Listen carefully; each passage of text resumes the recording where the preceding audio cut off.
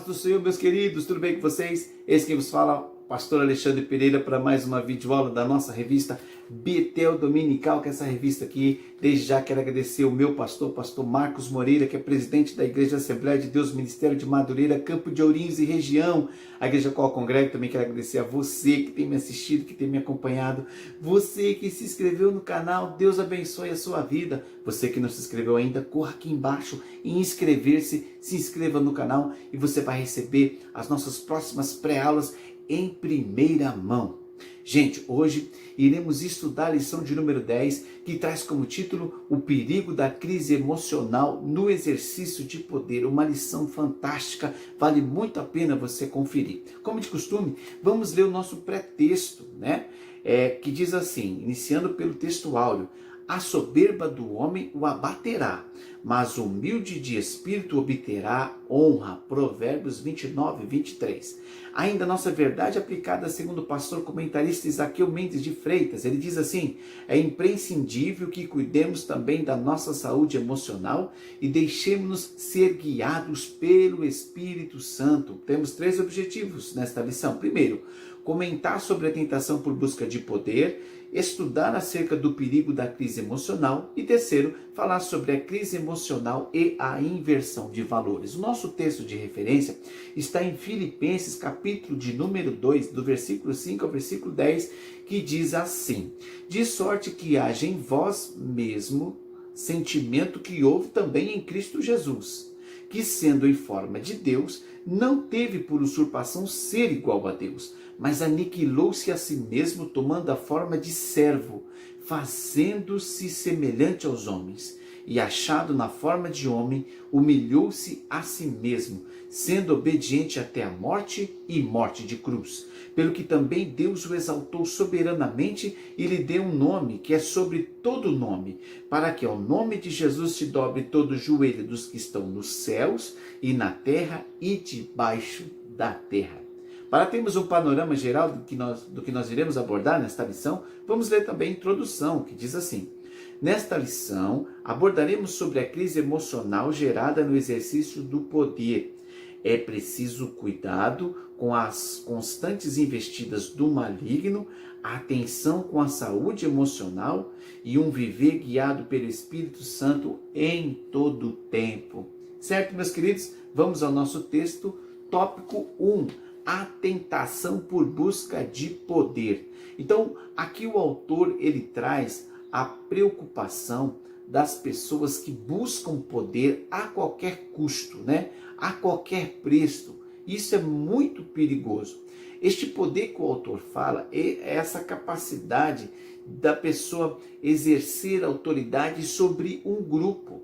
Então, a palavra poder é uma palavra que vem do latim, que significa potere. Né? O seu significado nos arremete à posse da capacidade ou faculdade de fazer algo, bem como a posse de mando e da imposição da vontade. Então, nós estamos aqui diante de uma palavra que está bem relacionada ao contexto social que vivemos, tanto no campo religioso, né, da igreja, quanto não. A autoridade, ela é conferida por Deus. Vamos então pensar um pouco como isso se dá. Lá no tópico 1.1, o autor traz: somente Deus é onipotente. A palavra onipotente vem de 2 vocábulos: omni, que quer dizer todo, e potens, poderoso.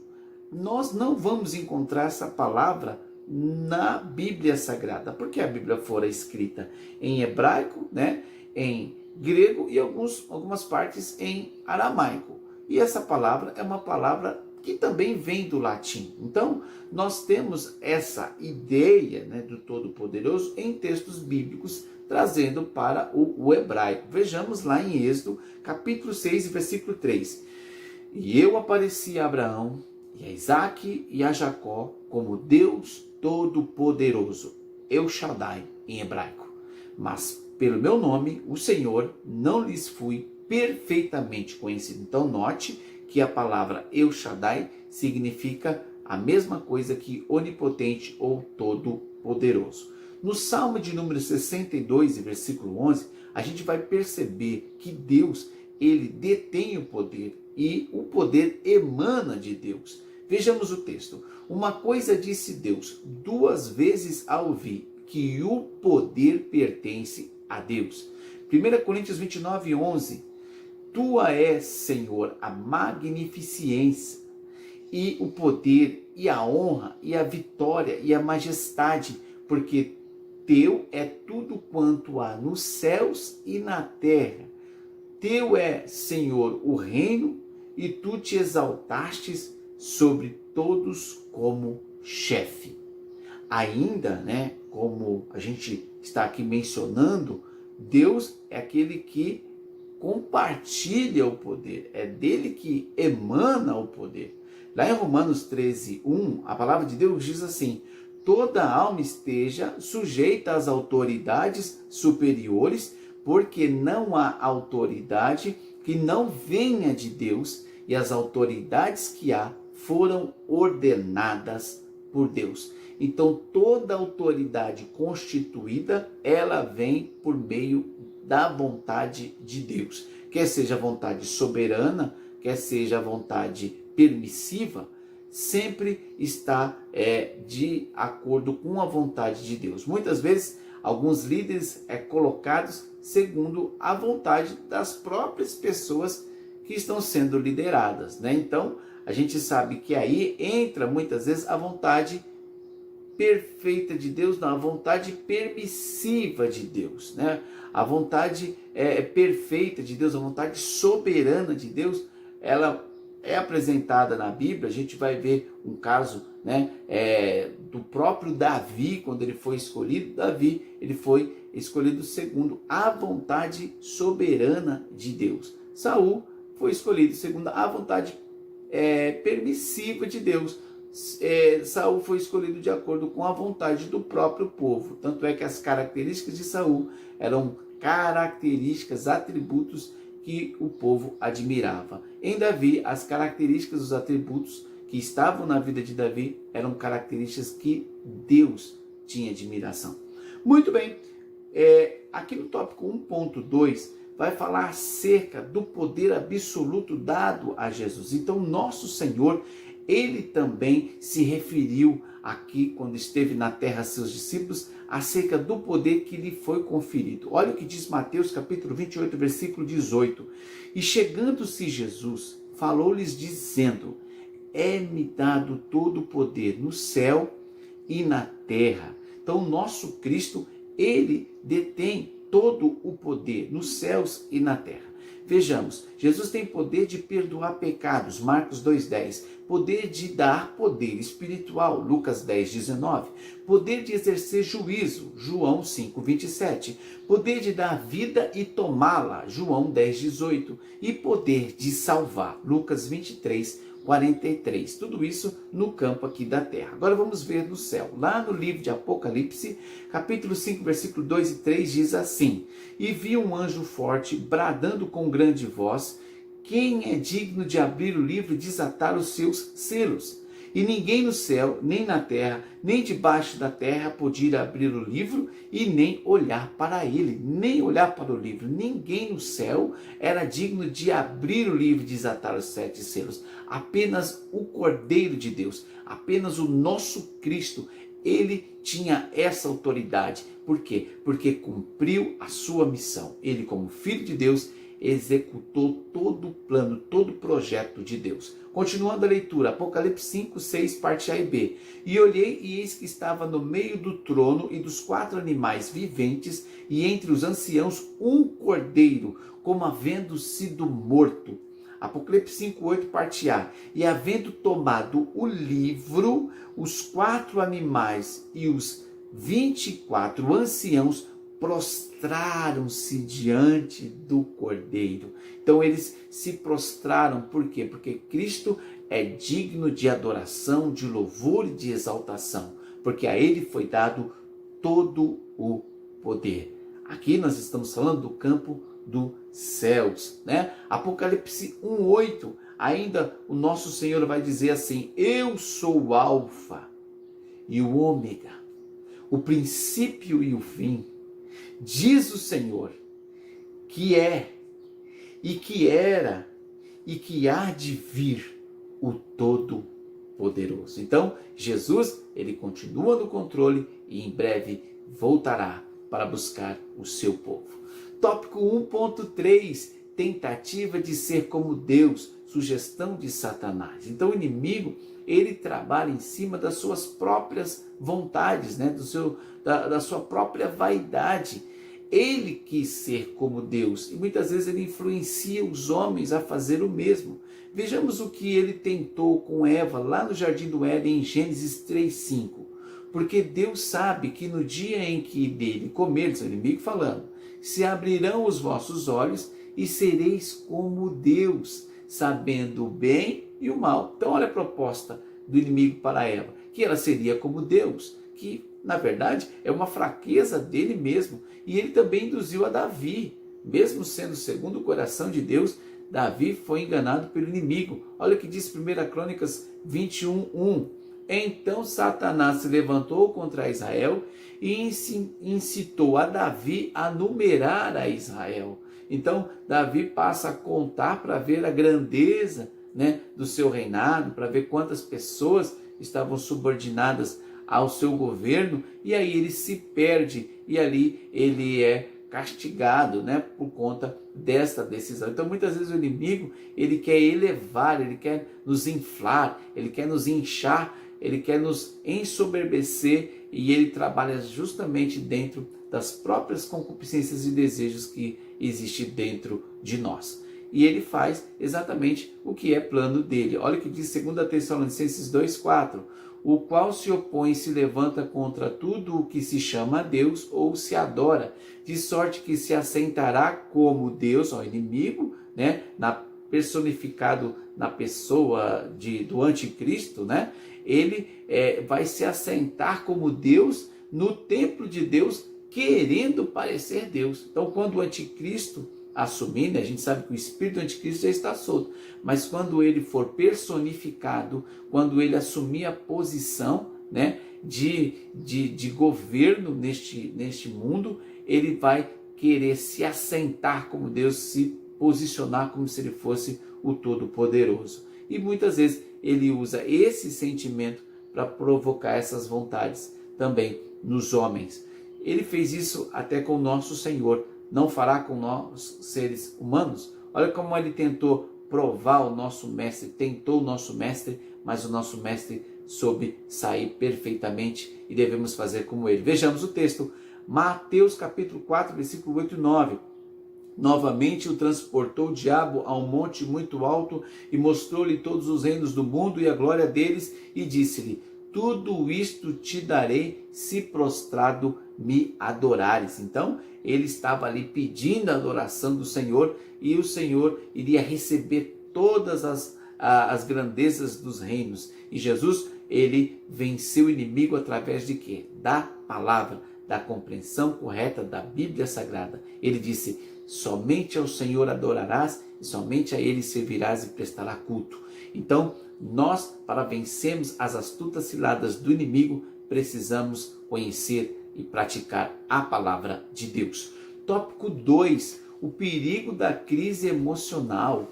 Então, nós temos aqui neste tópico a apresentação de dois reinos, o reino da Babilônia e o reino de Tiro. Os textos que estão em Isaías e em Ezequiel são textos proféticos, que também vai nos levar às atitudes do inimigo em relação a querer ser como Deus. Vejamos o primeiro texto, Isaías 14:14. Eu não peguei o texto na íntegra, porque é proposto aqui muitos versículos. Peguei só alguns versículos para a gente pensar sobre o que aqui quer nos trazer. Vejamos, Isaías 14 e 15. Subirei acima das mais altas nuvens e serei semelhante ao Altíssimo, e contudo levado serás ao inferno, ao mais profundo abismo. Então, o inimigo querendo se elevar, ele é colocado numa situação vexatória, é mandado para o inferno e posteriormente ao mais profundo abismo, que a gente sabe que é o final da atitude do inimigo que quis tomar o lugar de Deus. Ainda Ezequiel 28:14, tu eras querubim ungido para proteger e te estabeleci no monte santo de Deus.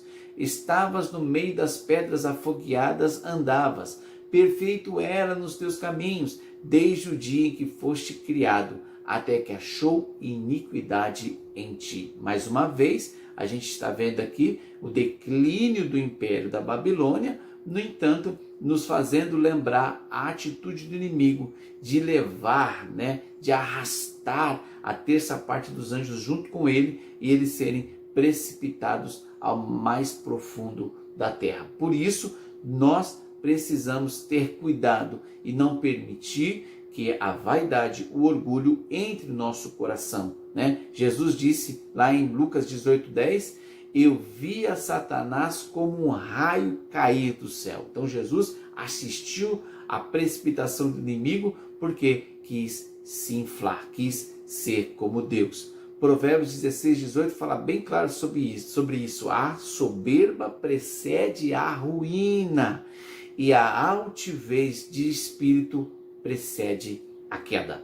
Foi o que aconteceu com o inimigo e nós precisamos estar atentos para não deixar o orgulho, a soberba entrar em nossos corações. Ainda, tópico 2.1, a síndrome em torno das lideranças. Então a igreja é uma constituição de pessoas imperfeitas que estão buscando a perfeição. Nós não iremos encontrar perfeitos na igreja, nós iremos encontrar pessoas que estão sendo aperfeiçoadas por Deus. E dentro deste contexto, chega muitas pessoas que elas muitas vezes não foram bem-sucedidas na vida social fora da igreja, e ali elas veem a possibilidade de ser um líder, de assumir posição de poder. E muitas vezes o faz de uma forma totalmente descontrolada. Não que nós não devemos buscar o episcopado. Paulo diz isso em 1 Timóteo 3:1, que aquele que busca o episcopado, excelente obra deseja. Então o desejo de buscar ser um obreiro, ser alguém na casa do Senhor, não é pecado. Agora o perigo está quando a pessoa faz isso de uma forma totalmente descontrolada, a qualquer preço, a qualquer custo. E isso é muito difícil porque acaba prejudicando toda a igreja, todo o rebanho.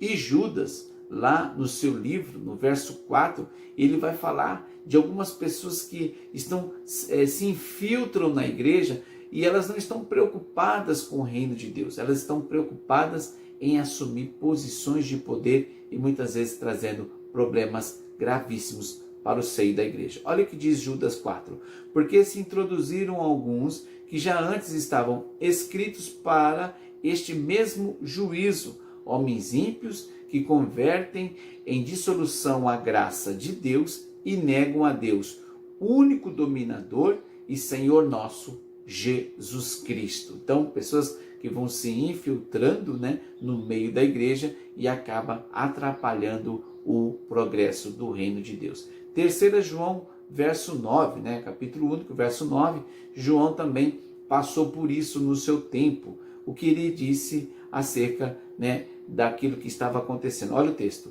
Tenho escrito à igreja, mas Diótrefes, que procura ter entre eles o primado quer dizer de maior importância em relação aos outros, não recebe. Então esse Diótrefes, ele assumiu a posição de líder lá no meio da comunidade cristã e ele não aceitava nem a João, nem as cartas de João, não aceitava ninguém que João enviava, porque ele se achava o primeiro, ele se achava o mais importante. Se João se aproximasse da igreja, João seria a pessoa mais importante, porque é o apóstolo de Cristo, andou com Cristo e provavelmente ele mesmo evangelizou para a formação desta igreja. Então, olha como tem pessoas que estão no seio da igreja, mas que acabam trazendo problemas seríssimos, impedindo o avanço, o progresso da obra do Senhor.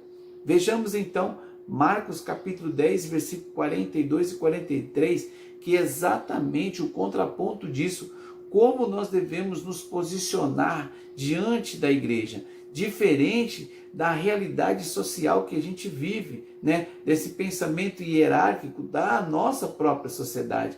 Na casa do Senhor as coisas funcionam diferentes e Jesus deixou bem claro aos seus discípulos que aquele que quiser ser Senhor, ele tem que ser o primeiro a servir, né? Então olha o que diz o texto: mas Jesus, chamando-os a si, disse-lhes: sabeis que os que julgam ser príncipes das gentes, delas se assenhoriam, e os seus grandes usam de autoridade sobre elas. Então Jesus está trazendo uma referência no mundo externo. Agora ele vai trazer qual o pensamento que deve haver dentro da igreja. Ele diz assim: mas entre vós não será assim. Antes, qualquer que entre vós quiser ser grande, será vosso serviçal. Então, diferente da sociedade, quem quer ser grande na instituição cristã, na igreja, ele precisa ser o primeiro a servir. Ele tem que estar a serviço da igreja, a serviço de Deus, ser servo de Deus. Certo, meus queridos? Tópico 2.2, o caso de Saul. Então aqui nós iremos tratar acerca do primeiro rei de Israel, o rei Saul, que tinha tudo para ser um rei que trouxesse coisas boas para a nação de Israel. No entanto, ele tinha alguns problemas que precisavam ser corrigidos. Quais eram as características, quais eram os atributos favoráveis na vida de Saul? Então Saul ele era um jovem, né, de uma família boa.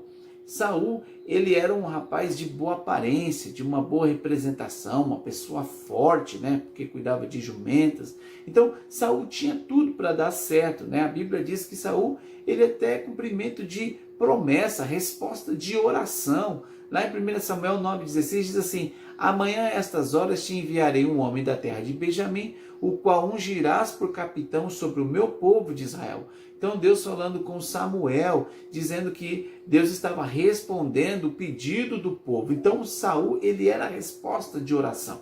No entanto, Saul tinha alguns problemas. Ele tinha problema de inteligência emocional. No momento da dificuldade, no momento em que ele precisava decidir, em situações complexas, ele tinha atitudes equivocadas. Ele fazia coisas que desagradavam a Deus. Por quê?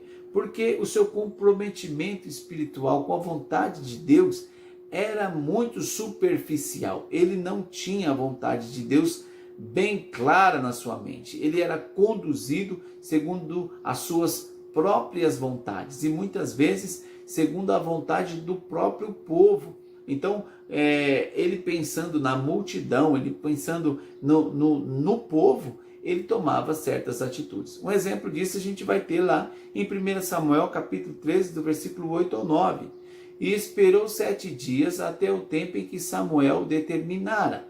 Não vindo, porém, Samuel a Gilgal, o povo se espalhava. Então disse Saul: trazei-me aqui um holocausto e ofertas pacíficas, e ofereceu o holocausto. Ou seja, ele desobedeceu o pedido do homem de Deus, que por sua vez era a própria vontade de Deus. Era para ele aguardar, mas ele viu o povo se espalhando, ele ficou desesperado, e ele foi e apresentou um sacrifício que não era dada essa autorização para ele fazer. Somente os sacerdotes poderiam apresentar sacrifícios a Deus. E ainda assim, se tivesse o sacerdote ali, ele tinha que esperar a Samuel. Então, muitas vezes, em momentos de dificuldade, nós precisamos ter inteligência emocional e não ser levados pela vontade do povo, mas sempre procurando a orientação de Deus e fazer conforme a vontade de Deus. Vai ter outros episódios também que Saul vai sair para a guerra, vai sair para o conflito sem autorização de Deus, vai se frustrar, vai perder o seu reino. Por quê? Porque deixou o seu coração controlar a sua vontade, controlar os seus desejos. Então nós precisamos tomar bastante cuidado, buscar a direção de Deus em todas as coisas que fazemos, para que a nossa liderança ela possa ser uma liderança firme, uma liderança forte, uma liderança segundo a vontade de Deus. Tópico 3, a você que chegou até aqui, Deus abençoe a sua vida. Não se inscreva, não se esqueça de se inscrever no canal e de acionar os sininhos para que você receba todas as nossas próximas pré-aulas. Deus abençoe a sua vida. Vamos continuar, estamos aqui na reta final.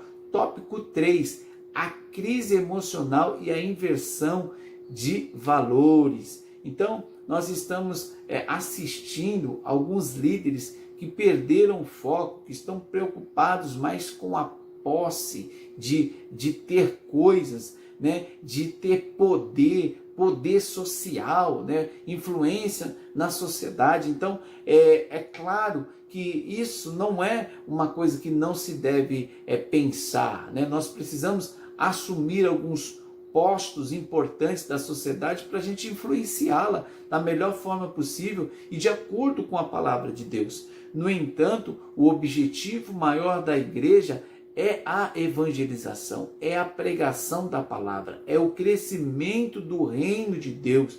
Quanto mais o reino de Deus cresce, mais o reino das trevas diminui. Então, a igreja tem isso como um princípio, né, como um norte. Foi isso que Jesus falou e foi para isso que Jesus instituiu a igreja. E não para a igreja assumir poderes que não diz respeito a questões importantes em relação ao reino de Deus. Judas se decepcionou com o mestre porque ele achava que Jesus ele iria mudar a situação do povo de Israel. O povo de Israel ia deixar de ser subordinado a Roma. E quando ele percebeu isso, ele se frustrou, ele se decepcionou. Porque na verdade Jesus veio para trazer o reino dos céus. É chegado o reino de Deus. Então nós temos que tomar bastante cuidado e não perder o foco. Qual é o foco? O foco é propagar a mensagem da cruz. É Jesus sendo anunciado para o maior número de pessoas. Então muitos líderes eles acabam sendo tentados e se perdem ao longo do caminho. Por quê? Porque permite os seus próprios desejos, suas próprias vontades assumir o seu comportamento. Tiago 1,14 diz assim: mas cada um é tentado quando atraído e engodado pela sua própria concupiscência. Então a vontade de ser grande de uma forma descontrolada faz com que essa pessoa ela perca o objetivo principal em relação à obra e à vontade de Deus. 3.1. As consequências são inevitáveis. Então tudo quanto o homem semeia, ele colhe, né? Olha o que diz Gálatas 6, 7 e 8. Não erreis, Deus não se deixa escarnecer, porque tudo que o homem semear, isso também ceifará. Porque o que semeia na sua carne, da carne ceifará a corrupção. Mas o que semeia no Espírito, do Espírito ceifará a vida eterna.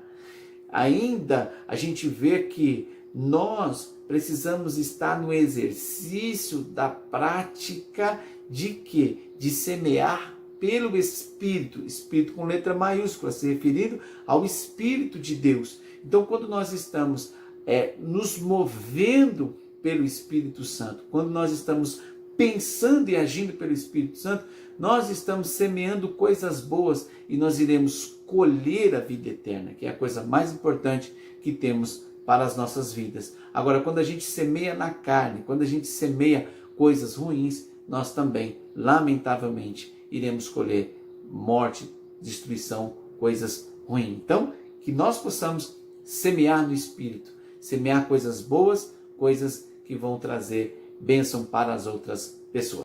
Tópico 3.2. Os efeitos da crise emocional na liderança geram sequelas.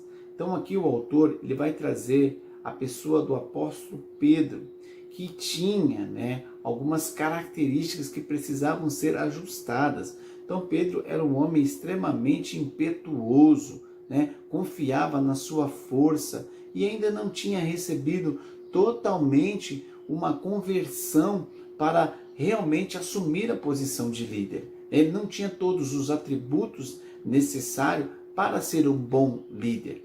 Jesus vai interceder por Pedro, assim como também muitas vezes intercede por nós, para nos aperfeiçoar, para nos lapidar. Olha o que diz Lucas capítulo 22, versículo 31.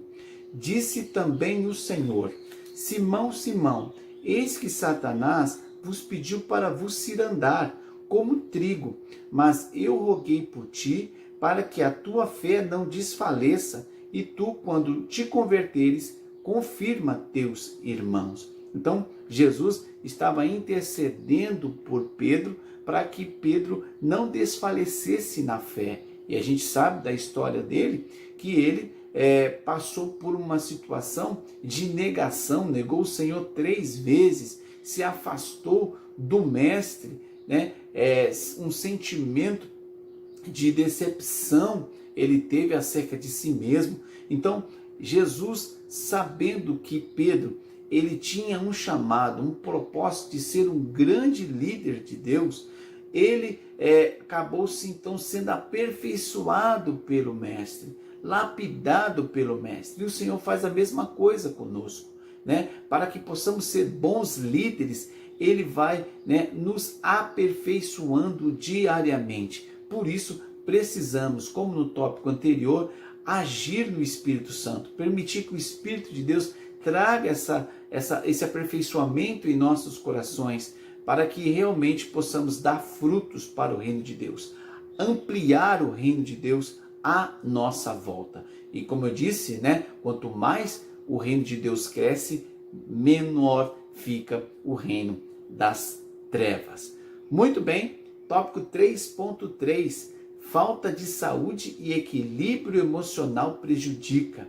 Então aqui o autor vai colocar que é necessário o líder ter algumas características, ter alguns atributos para que ele seja um bom líder. O próprio apóstolo Paulo vai orientar os seus obreiros, né, a Timóteo, principalmente, como ele deveria escolher esses líderes. Não poderia ser qualquer tipo de pessoa, não podia ser neófito, né, novo convertido, para que ele não se ensoberbecesse. Então, é necessário seguir alguns protocolos para que essa pessoa não venha trazer problemas para a igreja, mas venha trazer coisas boas. Se nós seguirmos a orientação da palavra de Deus, com certeza Deus estará levantando líderes de acordo com a sua vontade, que não assumem a posição simplesmente por querer ter poder, mas acima de tudo,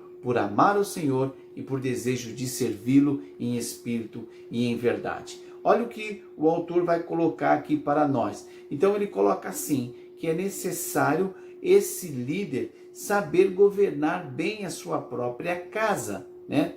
Esse líder, ele precisa saber lidar com os anciãos, né? Tratá-los como pais, precisa saber lidar com os jovens, tratá-los como irmãos, saber lidar com as mulheres mais idosas, né? Tratá-las como mães, e também saber lidar com as moças, com as jovens, tratá-las como irmãs, ter esse equilíbrio, né? Ter essa temperança, ter esse cuidado no falar, ter a inteligência emocional nas relações sociais, nos momentos de dificuldade. Então, quando o líder ele está agindo de uma forma coerente a isso que estou vos referindo, com certeza ele será bem-aventurado nas suas ações. E para concluir, né, eu trago aqui 1 Coríntios capítulo 16 e versículo 14, que é o esteio, que é a base de tudo. O texto diz assim: fazei tudo com grande amor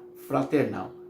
Segunda tradução, King James. Então, se nós fizermos as coisas relacionadas à obra de Deus, à nossa vida, à nossa família, se a nossa atitude ser pautada, baseada em amor, fazer por amor, com certeza nós estaremos plantando coisas boas nos corações das pessoas, estaremos com certeza agindo da forma correta, porque o amor, ele está acima de todas as coisas que a gente sabe em relação às pessoas, no auxílio, na ajuda. Então tudo fazei com amor, por amor ao nosso Senhor Jesus Cristo. Que o amor de Deus esteja em nossos corações para que as nossas ações sejam perfeitas, porque quando fazemos em amor, fazemos em perfeição.